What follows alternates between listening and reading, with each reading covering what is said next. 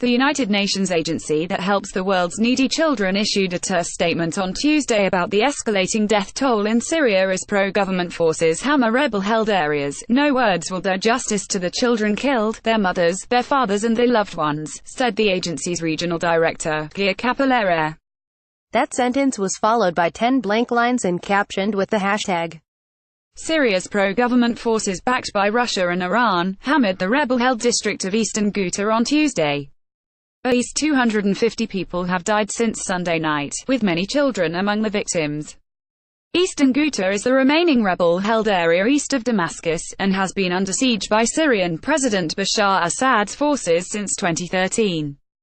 The Britain-based Syrian Observatory for Human Rights said the surge of violence, which left 58 children and 42 women dead on Tuesday, was the highest 48-hour death toll in the Syrian conflict since a 2013 chemical attack on eastern Ghouta, where about 400,000 people live.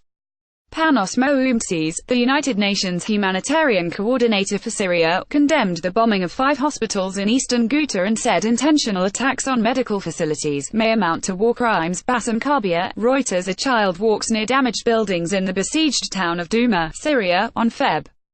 20, 2018. ABDULMONAMEASSA via Getty Images. A Syrian civil defense member carries an injured child after a government bombing in the rebel-held town of Hamouria in Syria's besieged eastern Ghouta region.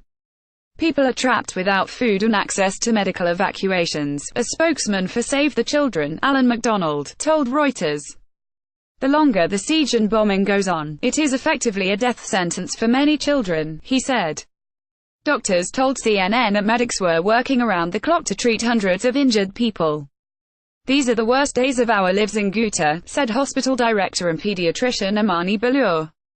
"We in Ghouta have been getting hit by airstrikes for more than 5 years and this is not new to us. But we have never seen anything like this escalation."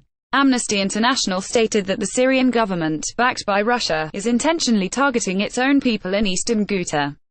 The UN and human rights organizations have called for a permanent ceasefire and urged the Syrian government to lift a crippling blockade of the area.